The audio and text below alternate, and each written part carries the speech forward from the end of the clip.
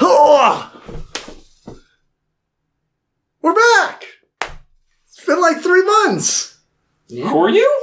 Thomas is bald now. What the fuck? Joe has hair now. Yeah, you just can't. We're removing it in post. That's what's happening. He has to keep the iconic look. I'm only 6 foot now. I lost 8 inches. We chopped you off at the knees is what happened. Yeah, my knee to my foot was only 8 inches. I have very small bottom legs. You're all torso. I'm all torso. All torso, baby. That's what they say about me. You know that guy? That guy's all torso. That's Mr. Torso Man. That guy right there. That's Mr. Torso. Yeah, so we're back for Read Weens to talk about some fucking books. Some books. We're going to be talking about some Witcher books. Last Wish, Sword of Destiny, Last Wish, Wish That. I could really use a wish right now. Wish right now. Wish right now. Can we pretend that airplanes in the night sky like shooting stars? I could really use a wish right now. A wish right now. A wish right now. Yeah! But yeah, it's been 3 months, so I assume you guys have been just reading up a storm, reading other things. Oh, you know, I haven't. I don't know how to read. That's not true. You literally told me you were reading One Piece, and that's why you weren't reading Witcher. He just has Pierre read it out loud to him. Yeah, Pierre reads me. Then Luffy does a backflip. Yeah, Pierre reads me. There weren't any pictures in this book, so that was the issue. So I had to have Pierre read the whole thing to me. Pierre's a moderator? Narrator. Oh. What? I feel like Pierre... I thought you said an alt-right moderator. I feel like Pierre would be like the kind of moderator who would try to stoke the flames in the debate. Correct. Yeah. He's just like subtly gaslighting. Yeah, no, slowly still working my way through One Piece. Not nearly at the speed that you read through it. But, you know, we're getting there a little bit.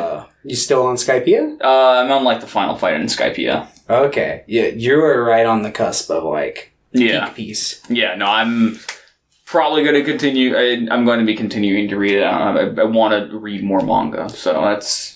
Yeah. I'd say if you have the ability to, gun it to like pre-time skip, because you got Water 7, you got Thriller Bark, and then you got that big war arc that leads into pre-time skip. Yeah, no, I Skypiea is really good. The final part of that arc is really good. I like the fight. Mm-hmm. It's good.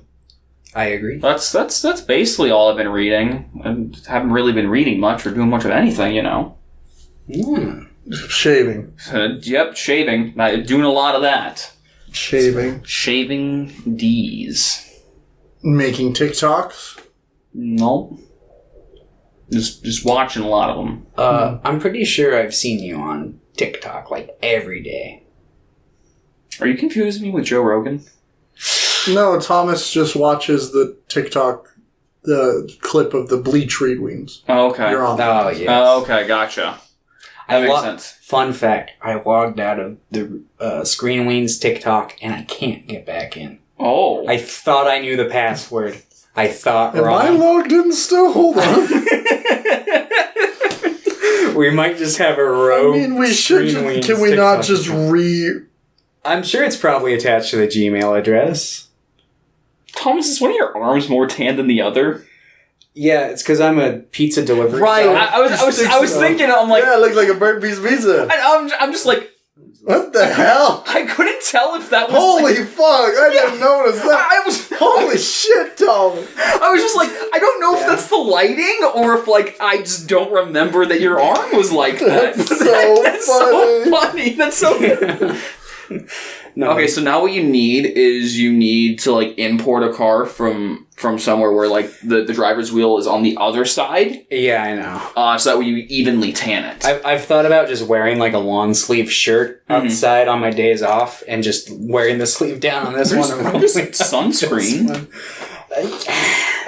A potato. I haven't seen you in like 3 months, so I'm just like... it's been a minute. Yeah.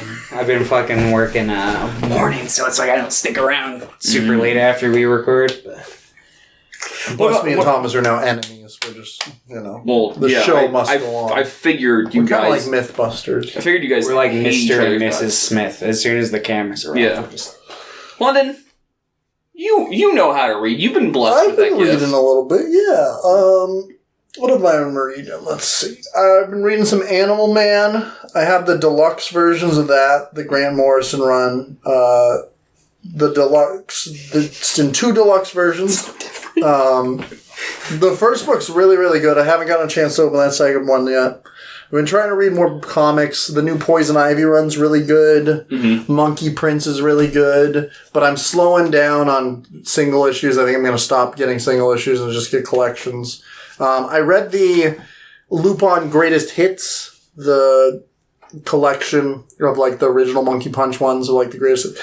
It's kind of rough. Yeah, you showed me some like panels. Yeah. No, I've seen the art. It looks fun. Just the out of context ones that you've seen.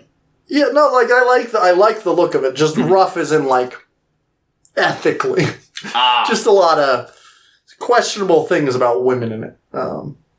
Just, a lot of sexualization of, like, Fujiko and his other female characters, but, like, more so than usual. Okay, I was going to say, because, like, that's usually the case with Fujiko's whole thing is, like, she's a strong, independent woman. Yeah, it's just, it doesn't, and in general, the collection of stories is pretty good. I would say I still liked the story, it just, because it's a collection of things from all over the place, it doesn't flow very well, and I think even just reordering them would have helped, but it was a fine enough read. I read... They did a Plastic Man miniseries a couple years ago, and I read the trade of that finally because I've had it for like a year. It's really good. Mm-hmm. Like, really good. It's also written by, I think it was written by a woman, so his misogyny and kind of creepiness is definitely toned back, and his more interesting parts of his character are toned in. He turns into a chair. He turns into anything. Yeah. He's awesome. Yeah. Plastic Man's sick. I read Witcher. Yeah. Believe it or not. They do? Kazuki Takahashi died. God, that fucking... went through and, like, found some scans, like, just, like, the original run of Yu-Gi-Oh! Classic. But I read his Secret of Reverse Marvel story. And that's very dumb, but in a good way. Mm-hmm. Like Yu-Gi-Oh! And then I read a Grant Morrison story called We 3, which is about these cybernetically enhanced animals. 3 of them. There's a dog, a cat, and a rabbit. And they're just they're being decommissioned by the military, so they're going to be put down, but they escape and they're trying to find a home it's so fucking sad. I was sobbing by the end of it. It's very good. Really good, really sad. Even thinking about it, I'm like, that was brutal. I also read a random, like, Clone Wars kids book, because I wanted to just, after reading one of the Witcher books, I'm like, I just want to read something, like, really light. That's fair. It was pretty bad. But it was fine. It was a children's book, so. Yeah. There was, like, a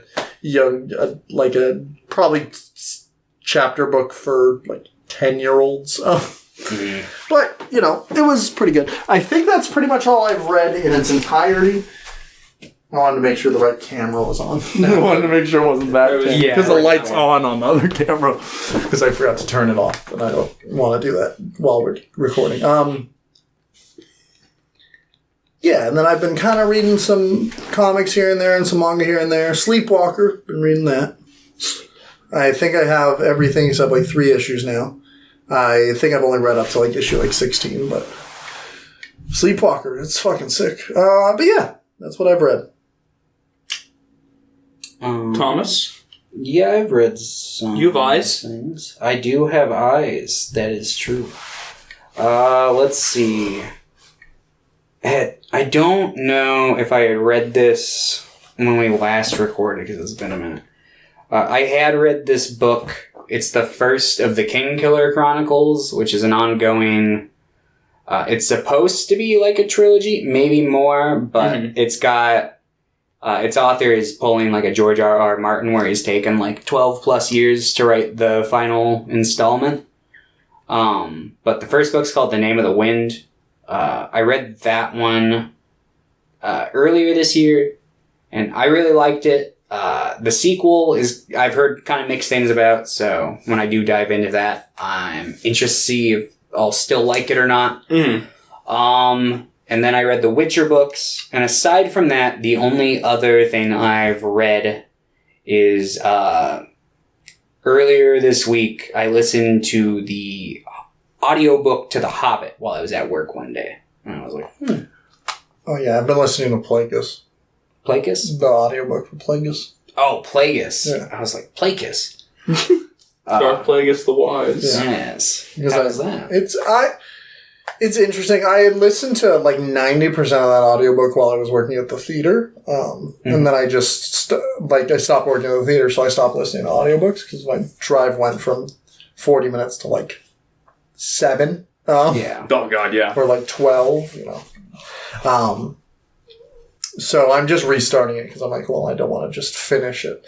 I like the central story around it. It's very funny how they try to connect everything in Phantom Menace to it.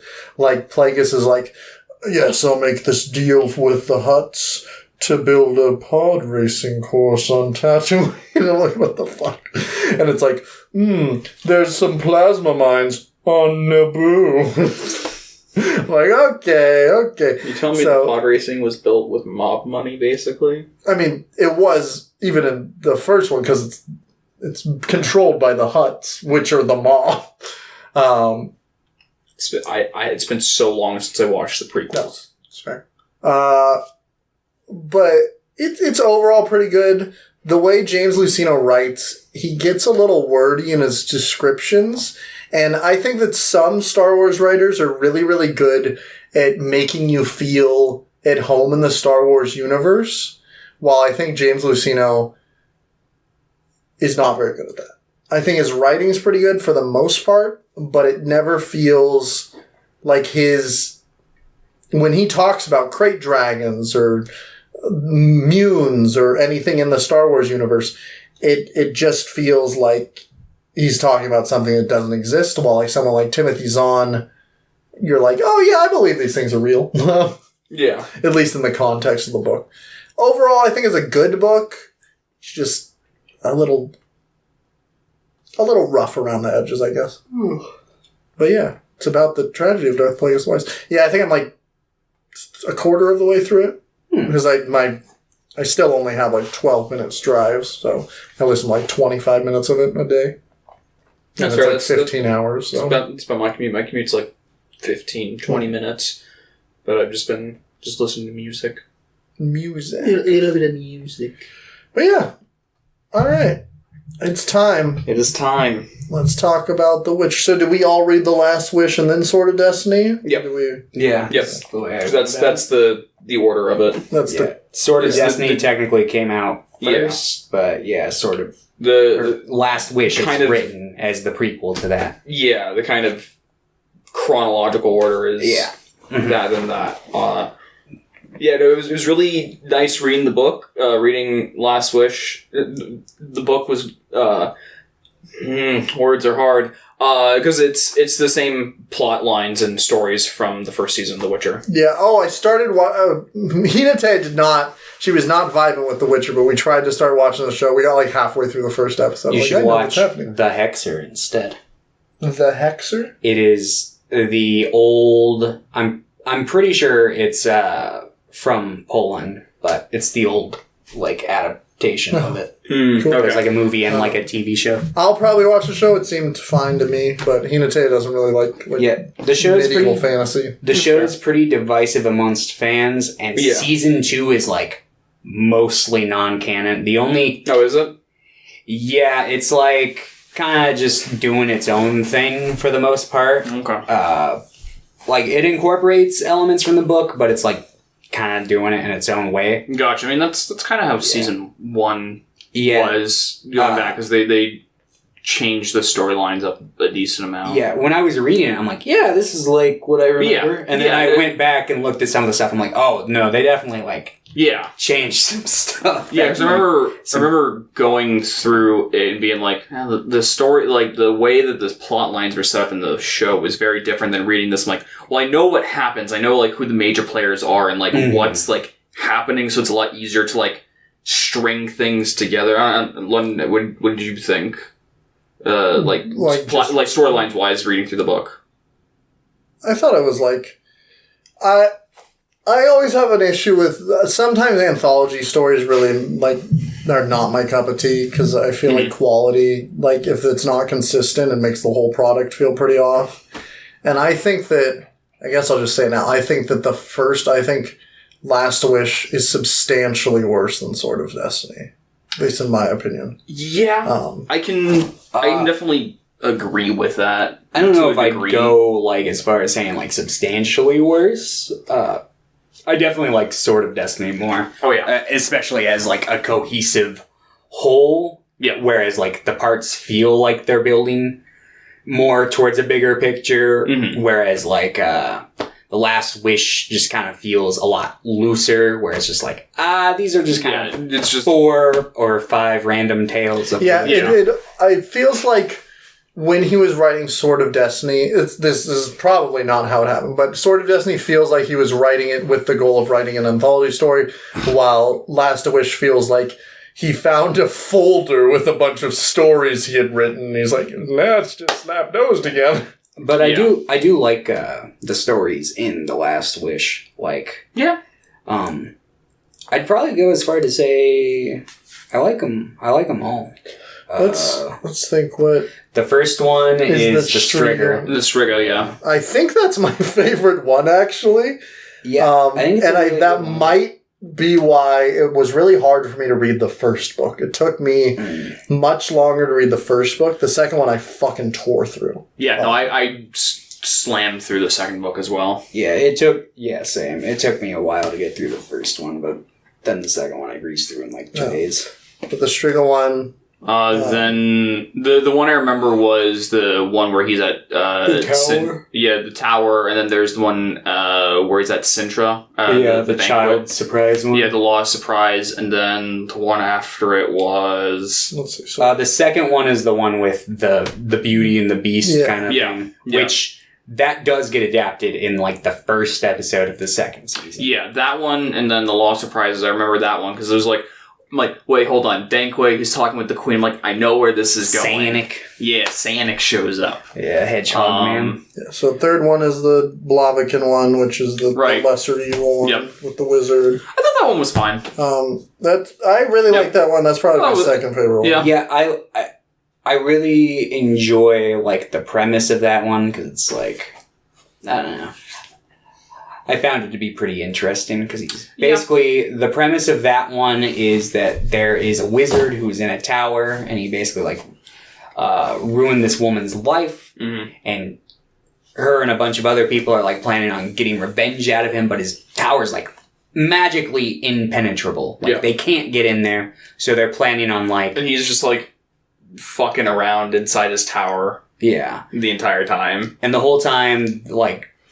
Geralt's struggling with like picking between the lesser of two evils. He's like, no, I'm above that, and basically everyone's like, no, you're gonna end up picking the lesser. You're gonna pick something. Yeah, it's how it goes. And he's like, no. And then Witchers adhere to a strict moral code that only Geralt knows because he's the only Witcher around, basically. Yeah.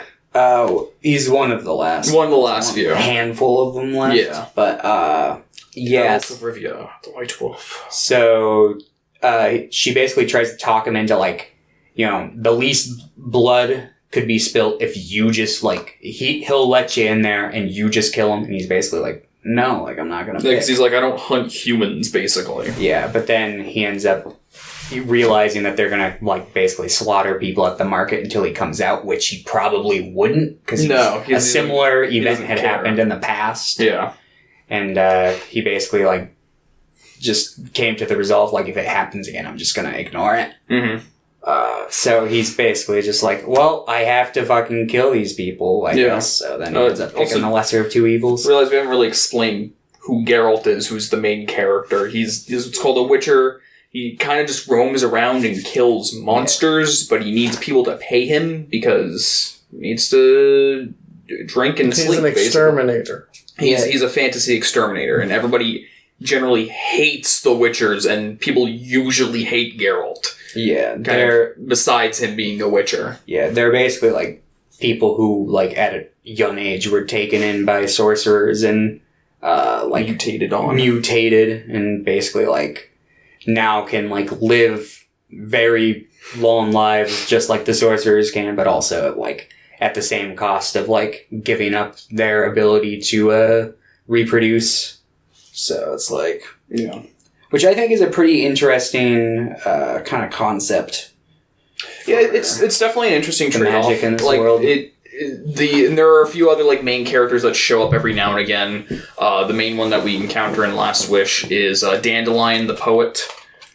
He kind of just accompanies Geralt, and Geralt's like, sure, whatever, dude, just don't get in my way. And he's just like, I'm gonna sing songs and also tell you when you're being a stupid idiot. Yeah, and he becomes kind of an endearing friend. Yeah, no, Dandelion's like my favorite. Actually, in general, I like all the Witcher characters. Yeah, no, I like all the characters too. And then the other character is a sorceress named Yennefer, who's kind of Geralt's love interest. She's so hot. She was pretty hot. Are you talking about it in the show? I'm talking about it in the video game. I'm a gamer. And I haven't played the games yet. And she's just a sorceress, just kind of fucking around. She runs into Geralt, and they have a lot of history. She doesn't have a lot of sex. They have a lot of sex together. Yeah. She doesn't appeal to like the authority of the sorcerers. No, she's very much the bad bitch on her own. Yeah. And yeah, basically she meets Geralt when Dandelion accidentally, between him and Dandelion, they summon an old ancient djinn. Yeah.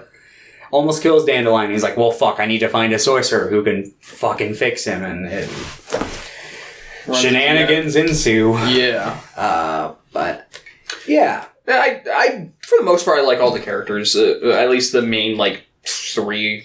call it, because there's a few other like kind of recurring characters, but like it's mainly those 3, primarily. Even then, just Geralt, and Geralt kind of running into people around him and kind of interacting with the towns or villages and dealing with all of their stuff while trying to exterminate whatever thing is around. Yeah.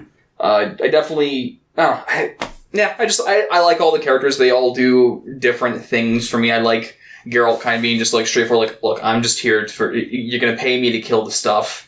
And Dandelion's kind of just like, I'm here to tell funny stories. And Yennefer's just like, I'm crazy powerful.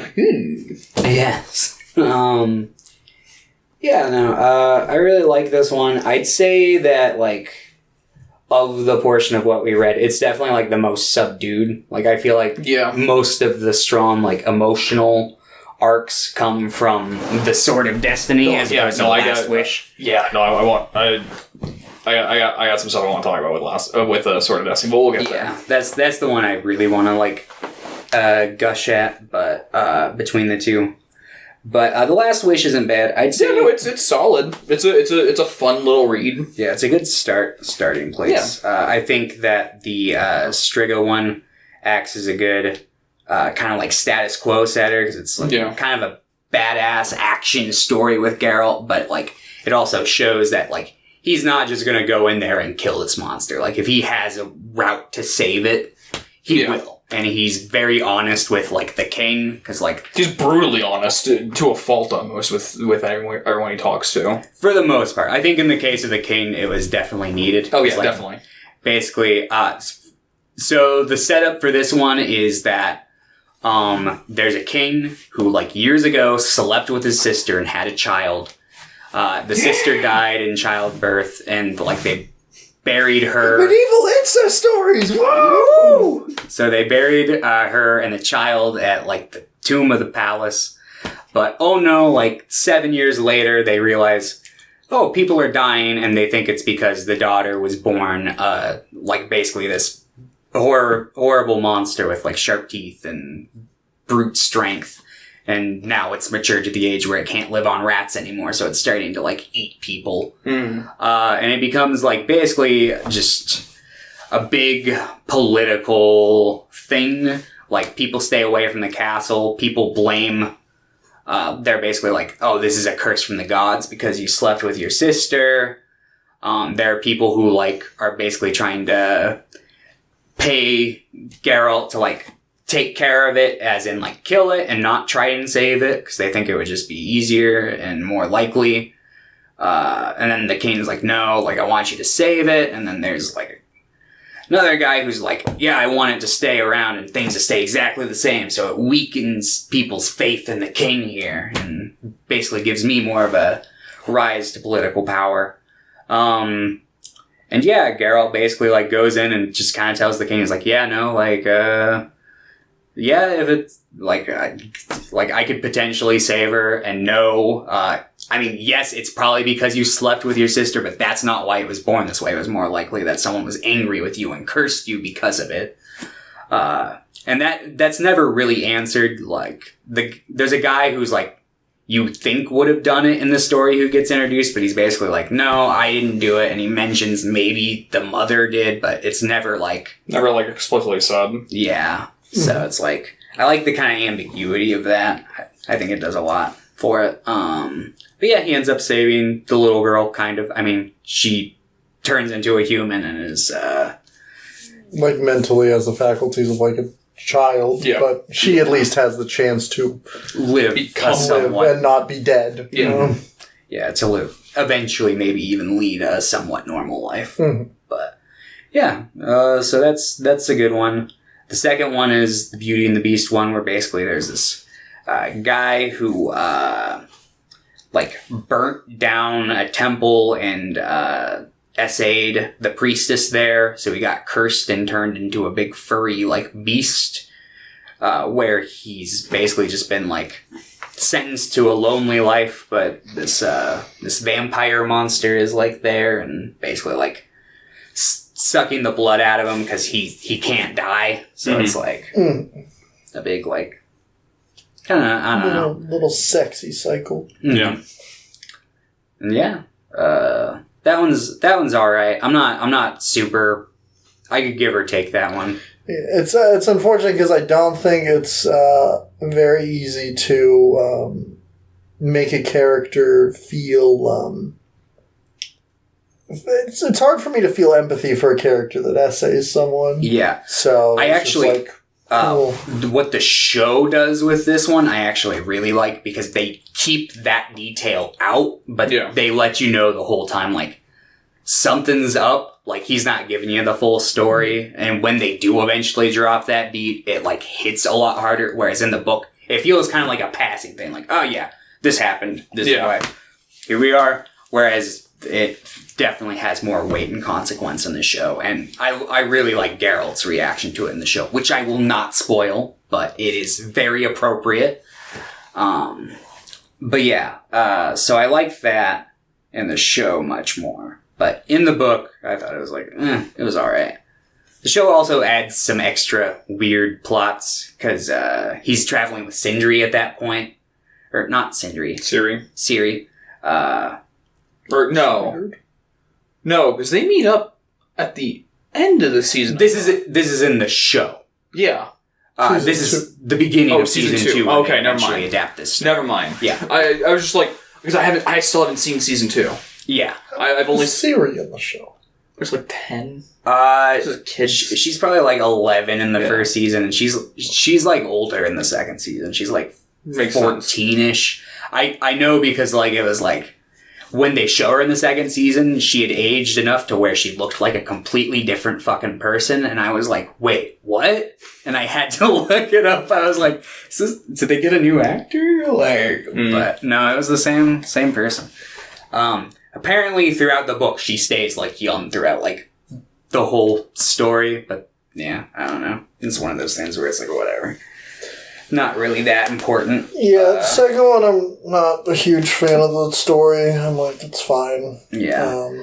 But it definitely is a dip down from the first, and then it just kind of threw off my balance. It was just harder to read the rest of the book. The third one's the tower one, which we've already talked about. Which I think is pretty good. Yeah, I like that one. Fourth one is Question of Price, which is it's just another, like, it's a pretty straightforward one. It's more on like the human side of things and the politics side of things. Yeah, it introduces like, it introduces the law of surprise, which is just a central theme to The Witcher. I will say this story has... I'm not going to give away why, but this particular story has, like, very, very deep implications in, like, the overall story, beyond the fact that it's, like, where he obviously makes the connection where he's like, one day I have to fucking take care of this princess. Yeah.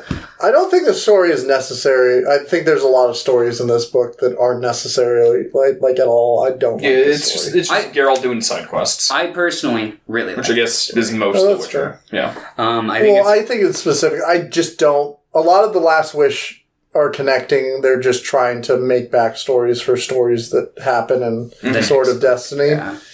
And they feel like that. They feel like he's just like, oh, I gotta go back and make story. And I just don't feel like it's necessary. Like, I think that writing for this story is fine, and I like some of the dialogue, but I was also just kind of annoyed at it. Yeah, I don't know.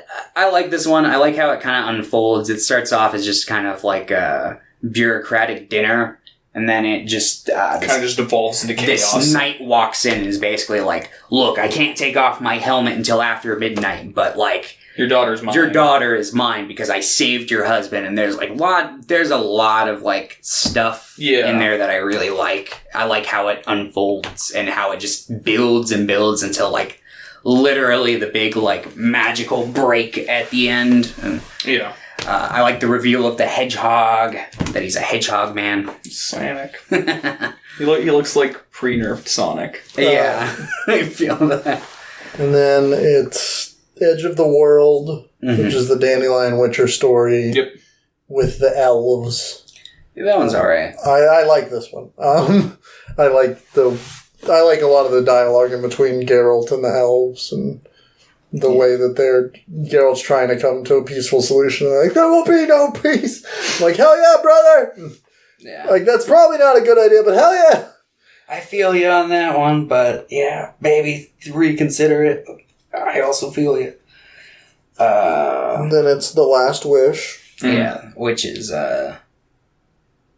Yennefer. Yeah, that was Yennefer's introduction. Which I really don't like the story. Yeah, the titular story. It's pretty funny. I don't know. Yennefer's actually the person that I really did not want there to be an introduction to. I like it when characters just feel pre-established. And I think the first story with Geralt and Yennefer in the Sword of Destiny works really well. It does. Not knowing who they are. Yeah. This works. I think The Last Wish has a story I really don't like. Yeah, I'm not super crazy about it, and, it's just kind of... There's a genie. Yeah, there's some portal traveling. They try and Yennefer's like, oh, I can, like, steal this genie for my own uses. Thank you. Yeah. It's like, good luck on that one. Yeah. But yeah. And yeah, that's pretty much The Last Wish. There's like a framing device where he's like basically telling one of his other sorceress friends, like, she's basically like, I want to induce a trance on you. And he's like, I can just tell you my life story. And then he does the trance at the very end of the book. Mm-hmm. Yeah. I think this book's good, but in my opinion, I don't think this is a good starting point. I think Sword of Destiny is a much better starting point. It definitely, Sword of Destiny definitely puts the hooks in a lot better. I would recommend reading Sword of Destiny, and then if you really like it, reading Last Wish. See, I don't know if I feel like I'd agree with you for the most part. I just don't know if, like, the series stuff would hit as hard without knowing that context. I think it, like, from my reading of it, I think it plays fine without the, like, connotations behind it. I think it's explained good enough. I feel like if you went with it in the story in the Sword of Destiny, where, like, the Sword of Destiny, that, like, I feel like it would feel like kind of an asshole if you didn't have that foreknowledge that, like, he's got a child surprise, like, out there in the world waiting for him. Mm-hmm. I guess there is that story where he does go visit the Queen before, right? Yeah, there's some connection. I'll walk back that statement then, because I forgot about that particular story. I guess that would work as a bit of as a and forerunner. Maybe if this was my first introduction to The Witcher, I'd feel differently. But because maybe it's just because I already had the pre-established knowledge of Witcher and like Ciri and like the law of surprise. It's surprise. I'm going to take your child, and they'll probably die, and if not, they'll be a little bald weirdo for a while. For those who are curious, it's basically the Rumpelstiltskin thing. I'm going to take your child. It'll give me something which you do not know but possess in the future or something like they're that. surprised and they go home. It's like, I'm pregnant. It's like, I'm going to go take your child and I'm going to put them through this life-threatening, like, trial that, like, 90% of them die at. Yeah. Although, to be fair, I don't think that was his intent. I think he was just being a cheeky Yeah. That's why I also do like Geralt, because he isn't great. Like, what he does. No. He's kind of, he, like, fucks up a lot. Well, that's one of the big things about, like, at least these two books of The Witcher is, like, you can definitely tell that these characters are being driven by their emotions. Oh, 100%. Every, like, Geralt repeatedly says too much, or just says the obviously wrong thing and just lands him in more shit. Mm-hmm. Yeah, and he's just like emotionally always just, and like financially always just scraping by. Yeah. He's just like, ugh. Yeah. He's like on the verge of death all the time. It's fun. Yeah. Yeah. And the Sword of Destiny, there's like that period where he's like, him and Dandelion haven't eaten in days, and they're basically just forced into taking a job that he doesn't want to take. Which, that story, we'll get to that story. But, yes. The Last Wish. Would you recommend it, Thomas? I personally would. I would say you'd probably be good starting with the Sword of Destiny if you don't think you would like The Last Wish. But, I think The Last Wish isn't a bad starting point. I think it's alright, even if it does kind of prove itself to be a bit redundant, like, in the grand scheme of things. Yeah. I still, I like The Witcher. I like these little short stories. I like a lot of them that are in this book. So it's like, I'd recommend it. Joe? Yeah, I'd probably recommend it. I think it's fine enough to jump into as, like, book one. I think it's probably a little bit easier to digest as book two. Just because I think Sword of Destiny just has better, more, like, pulling stories in it that you kind of go, okay, I'm invested now. Let's see what else Geralt is doing, and that kind of makes sense for this. This is extra context. That's nice, because I'm already, like, invested and interested in know these characters. This is a nice bit of background and extra setup. Yeah. I'd probably recommend it. London?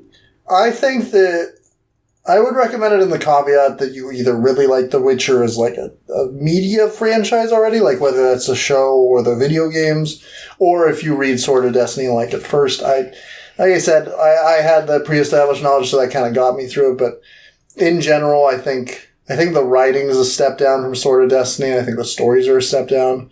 So I think I would recommend it with those caveats. Sure. All right. Sword of Destiny time. Sword of Destiny, which is the first book, second in order, but I think either order works. Yeah.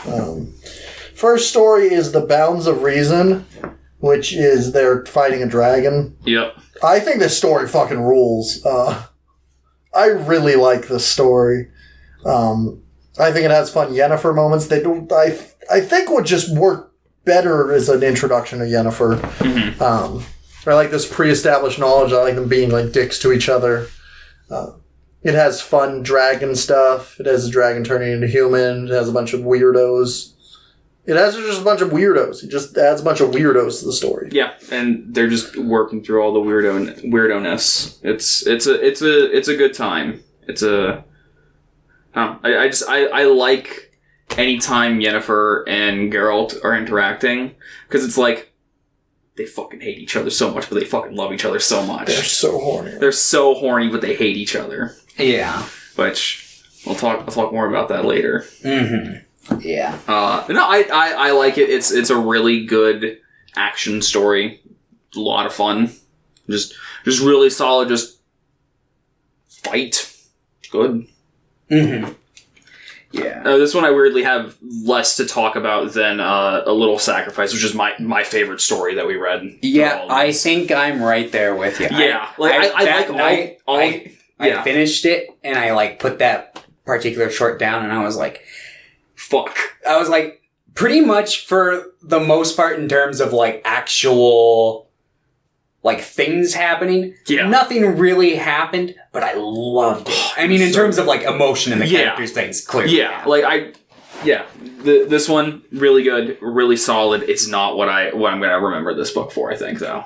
Yeah, we're not there yet. I know. We'll get there. We'll get there. The Voice of Reason, which is the dragon one, was probably one of my lesser favorites from this book. But I think Bounds of Reason is really good. I really like it, but I think it's, and I think maybe that I'll remember it because I think I was kind of going through The Last Wish as a slog, and I was just like so encapsulated by this one. I think it's pretty good. Yeah. I think there are better stories in this, but I think it's a good starting point too. Yeah, no, absolutely. And I think if you're reading this for the first time, I think it is a really good... you jump right into the, like, this is, what it's going to be about. Yeah. You're introduced to major characters, their dynamics, how they speak, how they interact with each other, how the world is to a degree. It's a really nice starting point. And then next we have The Shard of Ice. Which is the one with Yennefer's other boyfriend. Yeah. Oh, wait. Yeah. Yep. This is the one I was talking about. Oh, okay. That you really like, or that you... Yeah, that I really like. This is the one. No, I thought it was really good because we get to see Geralt, like, be a different kind of emotional, which is just jealous. I just want the three of them to just reconcile and all fuck at the same time. Oh yeah, it won't happen. It will never happen. Yennefer is in love with another wizard as well as Geralt, and Yennefer doesn't really have. She feels different emotions than a lot of humans, and Geralt has a weird emotional thing because he's a witcher, and he constantly says like, "I don't have emotions," but it's very obviously he has emotions. Yeah. But he doesn't know how to use them or feel them properly. And there's the one conversation where they're like at a campfire and he's just like, he calls Yennefer something different. I hate him for that. Right? What are you talking about? Istrid.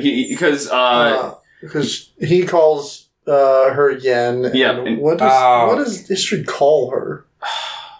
Yenny? Yenny. I think it's something like that. It's just like he's like a pet name, essentially. And Geralt's, like, really, like, defensive and protective over Yennefer because he thought, like, they were kind of exclusive for whatever reason. I don't know why. But he, like, really did not like that. And Istrid's like, look, you don't like me. I don't like you. This all kind of just sucks. Yeah. So they're gonna fight to the death. Yeah. They plan on fighting to the death, and then, like, basically, Geralt comes to the decision. It's like, nah, like this won't go over well for anybody. No, so he's like, we're not gonna do it. I forget what it. I want to say something in particular, like he just gives him that realization, but I can't remember what. He just kind of comes to that conclusion. Is what I pretty much got from it, because he like visits like a tavern or whatever. Yeah, and I know the mayor was like. The mayor was, like, egging him on and, like, wanting to, like, try and kill him, and he was just like, you do not want to deal with me right now, essentially. Yeah. Oh, so there's the mayor, and then there's that mayor's bodyguard who's, like, a total slime ball. Right, yeah. And that's the guy who, like, attacks him in the alleyway, and he's, like, on his way to go fight him, and I think that's what kind of gets the ball rolling, where he gets thinking, he's like, I don't need to do this. But yeah, I really like A Shard of Ice. I was just very compelled by the emotions of it while I was reading. I was like, yeah. I would agree with that. I think this might be one of my favorite stories in this, which is funny because the next story is... It's fine. It's just really tonally different. It's Eternal Flame, which is one about Dainty Bivavelt. Which is like the halfling, or with the mimic. I kept just picturing just Bilbo. Yeah, I just kept picturing like just basically a little just a little hobbit guy. But yeah, it's like a fun little story. It just doesn't feel very. It's with weird. The last one. Yeah, it's weird coming off the back of that going into it. It's just like they're just in a tavern dealing with random mimics in this giant city. Yeah, I reverse my statement. This is my least favorite story in this book because I forgot it was in there. That's fair. That's valid. Yeah, I don't think it's a bad story. Like, there are stories in Last Wish I actively didn't like. This one I don't think I didn't dislike, but I'm just like, why was it there? Yeah, it feels the most out of place, but also I'm like, it's kind of fun. It's in the big city, there's a secret society, there's fighting a mimic. I really like the bar scene because the halfling is like mocking and goading Geralt the entire time. And it's like, you're probably like up to his knee in height or like his waist. Like, Yeah, probably. It's just really funny imagery in my head. Yeah, no. So it's a very weirdly goofy feeling story to me. Mm-hmm. Yeah, no, I definitely think it was meant as kind of a breather. Yeah. Because the next one is brutal. Oh, it's so Which good. is a little sacrifice, which introduces us to Essie. Yep. Yeah. Who I'm like, I don't remember this character. And then I got to that in the story, I'm like, oh. Yeah. I don't like Essie's character very much. Okay, I do. Yeah, I like her. I like what she does. I like what she does to Geralt. So the story for this one is Geralt shows up in this town, and this guy's like, hey, I'm in love with this mermaid, but my town hates mermaids. Because they're like killing people that go into the water because they're pearl farmers. Mm-hmm. He's like, I need you to like kind of help out this issue. And Geralt's like, okay, sure. He meets Essie, and they start just doing it. The setup for this one was weird because I took a break when I started this one and then finishing it. Like, why did I stop midway through? Because finishing it, I'm like, oh fuck, this story is. Why did I stop in the middle of it? Yeah. Obama? Barack Obama. Yeah. Why don't you like Essie's character? So to me, when I was reading it, I didn't like, it just kind of felt like, so he's like, it's more of like, I don't like her relationship with Geralt. Mm-hmm. Really? Yeah, because, like, I understand that she's got that whole, like, I'm hesitant to, like, give you an inch because then I'm going to want to give you a mile. And I know that you're not going to, like, meet me on that level. So kind of what's the point? So it kind of feels like an awkward, like, almost rebound for Geralt through most of the story. And then once you get to... I think the moment that sealed it for me, where I was like, oh, I really didn't like that, was the end monologue where they really. It just didn't, like, what did it add outside of just trying to make her, like, a sad character? Like, yep, she never got her love, and then she died of the plague a couple years later. Like, it felt kind of pointless to me. I don't maybe if I reread the story and was more honed in on her character arc, maybe I would like it more. Yeah, essentially, like, when Geralt, like, starts his hunt, they, like, share, Essie and Geralt kind of share, like, an intimate kiss, and they're like, the fuck was that? And then as it goes on, like, Essie's like, I really want this to work, and it felt like Geralt, like, also kind of wanted it to work, but he really did not know, like, what the fuck was going on inside of him, because he felt guilty because he has his connection to Yennefer, but he also felt like he understands that Yennefer and him is a very almost toxic relationship where, like, it feels like Geralt and Yennefer are just bad for each other, but they can't help themselves. Mm-hmm. Where, like, Essie's like, specifically, there's a scene where they're, like, hugging and he, like, makes a stark contrast, like, this is not Yennefer. Like, this is someone else. Like, this is something completely different. Mm-hmm. And it's almost like, you can almost feel like Geralt's humanity kind of come back to him a little bit, if I can word it that way.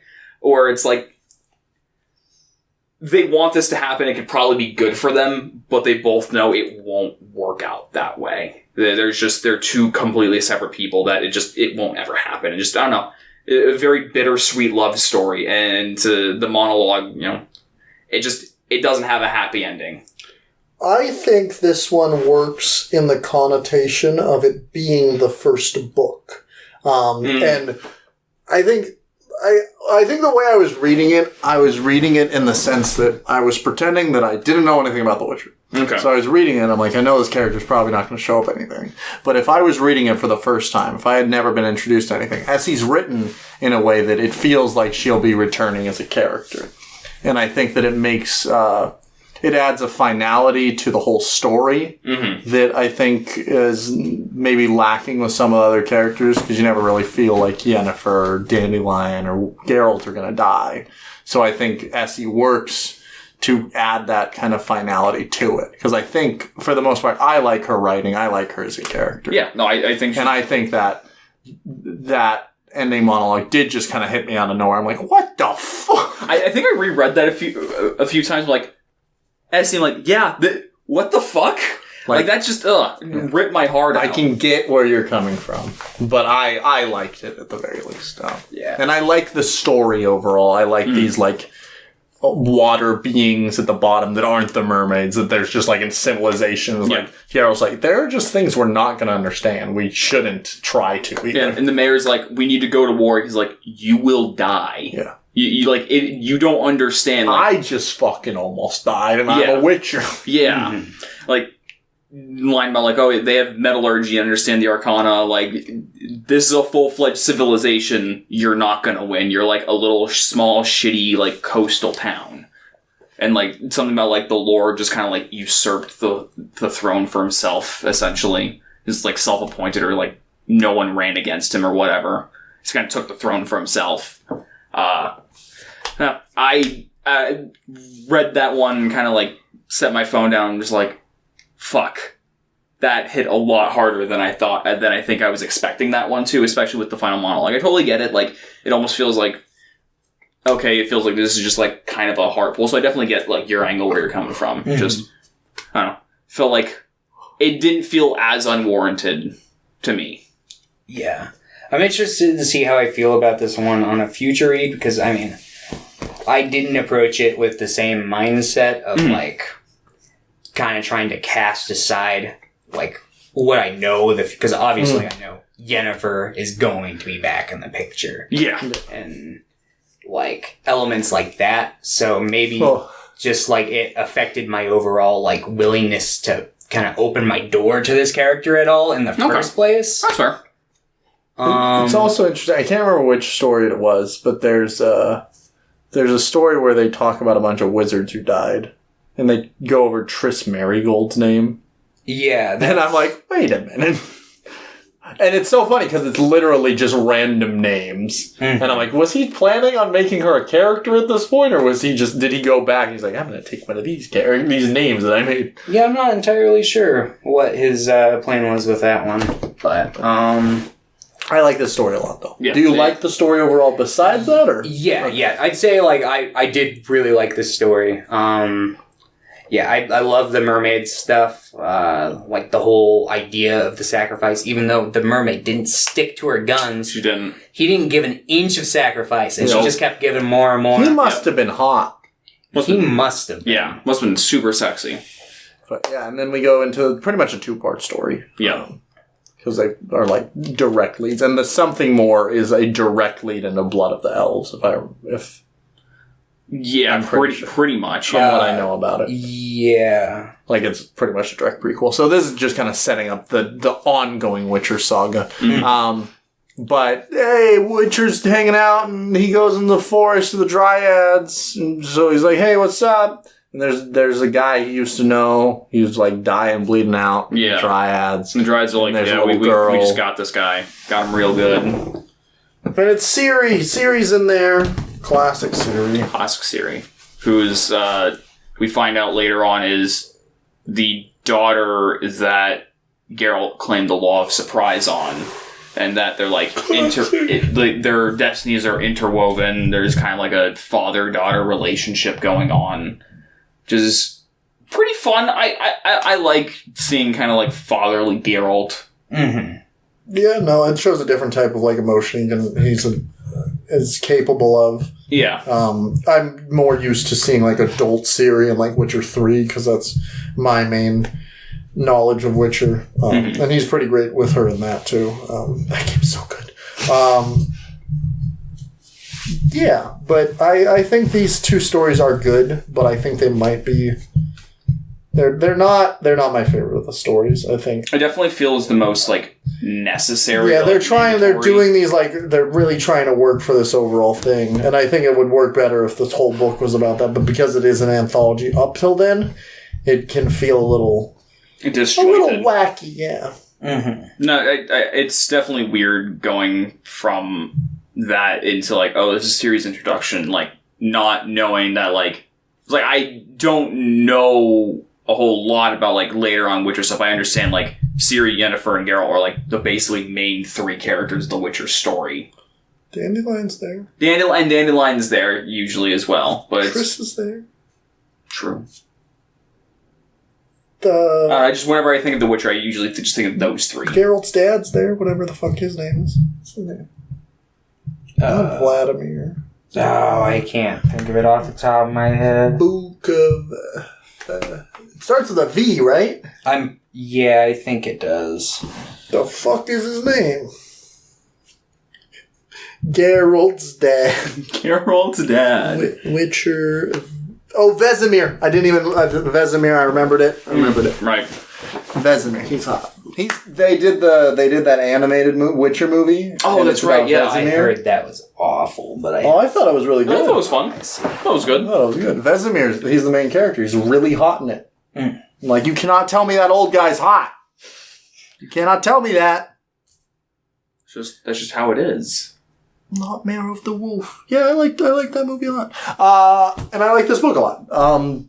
In general, his Dryad story is pretty good, though. It's all about, like, Geralt's like, you must free the girl! And the Dryad's like, no, we're going to keep her here forever to become a Dryad. We're going to turn her into a Dryad, which I thought was pretty funny. And then they're like, here, we'll just let her choose. So they give her this potion, this drink, this concoction, elixir that will is supposed to wipe her memory of her former life, and then she gets to decide. But because she's a child of surprise and bound by destined, destiny, it doesn't work on her. So she's like, I want to go with Uncle Jerry.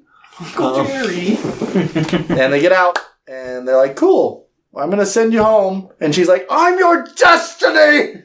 You can't escape me! And Geralt's like, that kid's weird.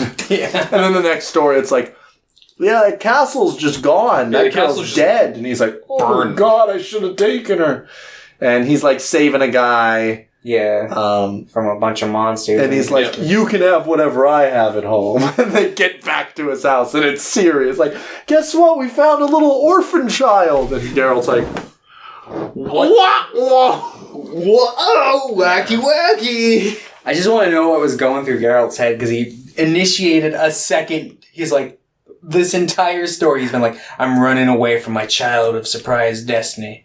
And then I gotta help this random guy. Why don't you just give me what you have waiting for you at home? Yeah. I did Ciri. Yeah. Because he's specifically, my wife's not pregnant, so we can't take any more kids. And he's like, okay, then just give me what Ciri. Just give me whatever you got at home. Yeah, I guess destiny's real. How cool would it have been if they were just like, we got a dog while you were gone. Geralt and his dog. It's a horse. And his name's Roach. And, that's how we got Roach. Did you know? He names all of them. He names all his horses Roach. So sad. That line caught me off guard. Because they're like fleeing from like an ongoing like war. Like what's the Nilfgaard? Nilfgaard is like the Nilfgaard is like raising the world. Raze. And he runs into Dandelion. And just offhandedly mentioned, he's just like, this is a different horse. Where's Roach? And Geralt's like, is this Roach? I name all my horses Roach. I'm just like, oh, poor Roach. Yeah. Can't even get an original name. Or like a number, a numeral, an amount of Roach. Oh god, how depressing would it be to be like, oh yeah, this is Roach number 50. Yeah. No, that's probably the previous story was Roach number 22. It's probably why he just calls them all Roach. Yeah, probably. But no, overall, I thought Sword of Destiny was substantially better. I thought the stories had a lot more going for them. They were more interesting. There was, like, emotional ties and things going on. I very much enjoyed my time with Sword of Destiny. I just felt like it was better written, too. Like, I just felt like the words were falling off the page right into my open mouth. Gaping. My gaping holes.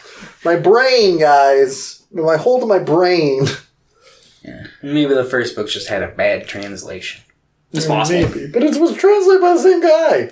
Well, maybe he just sucked harder. He was just drunk when he did But that. I like the first one. I think this one's great, though. Yeah. I agree. Yeah. Like, I would probably recommend this to, like, any, like, fantasy fan. For sure. Like, even, like, as, like, a standalone thing, it's good enough. Like, it definitely leads into the next book. I think I might eventually read Blood of the Elves, but for now, I'm like, I'm good with this. Yeah, I probably would be persuaded to read Blood of the Elves, especially seeing as just, like, how, like, the book exactly ends is very cliffhanger-esque, but not really. Like, you can very easily draw your own conclusions, but it also feels like, no, there's more to the story. Mm-hmm. It's definitely setting the pieces in place. Absolutely. But no, definitely would recommend. Would also say it's not a bad starting place if you want to start off with this one instead of Last Wish. Just because gets you in there better. Gets you in there faster. It's true. But, yeah, I'd also recommend this book. I think it's good. I think it's better than The Last Wish. It may or may not be better than the rest of the books in the series. I haven't read them, so I cannot comment. But, yeah, Sword of Destiny. Hell yeah. Sword of D's nuts. Pick a death. All right. What are we doing? Is this it? Do you guys want to continue? All right. I like doing this. I like reading. I like talking. It took us a while. Yeah, it took us so a while. it's up to you guys. Do we want to do another one? I'm open to it if you guys are, I guess. Yeah, I guess I'm also open to it. Oh, thank God. Because I don't want to stop this. Okay. All right. Small quantities. No more Then one book. trilogies. Yeah. Yeah, one book. One book. We're reading one book. We're reading John Darnielle's new book. Yeah. We were going to read this, and then I was like, okay, we're going to read this on our next one. This one came out like 5 months ago, and I was like, I'm so ready. Hold on. Can I just, let's read the first. I broke free on a Saturday morning. I was 17 years young. This says Chandler. I was listening to Transcendental Youth on the way home. It's like, I haven't listened to this album in a while. Let's revisit. Just a brisk 400 pages. Okay. We can do that. That's like the size of one Witcher book. Yep. Yeah. All right. Cool. Also by John Darnielle. I've read 2 of those. Here, I'll read you the little open thing. Yeah. From John Darnielle, the New York Times best-selling author and the singer-songwriter of The Mountain Goats, comes an epic, gripping novel about murder, truth, and the dangers of storytelling. Gage Chandler is descended from kings. That's what his mother always told him when he was a child. Years later, he is a true crime writer, with one grisly success, and a movie adaptation to his name, along with a series of subsequent, less notable efforts. But now he is being offered the chance for the big break, to move into the house where a pair of briefly notorious murders occurred, apparently the work of disaffected teens during the satanic panic of the 1980s. Chandler finds himself in Milpitas, California, a small town whose name rings a bell. His closest childhood friend lived there, once upon a time. He begins his research into the murders with diligence and enthusiasm, but soon the story leads him into a puzzle he never expected. Back into his own work and what it means, back to the very core of what he does and who he is. Devil House is John Darnielle's most ambitious work yet, a book that blurs the line between fact and fiction, that combines daring formal experimentation with a spellbinding tale of crime, writing, memory, and artistic obsession. So yeah. It's like Sinister. Yeah. Actually, there's a lot of books about... There's a lot of stories about writers moving into a murder house. Yeah. And it's like, oh, maybe this wasn't a great idea. Anyway, thank you guys for watching Screen Wings. We'll see you This is Read Wing. maybe in an hour. It's on the Screen Wings channel. It's fine.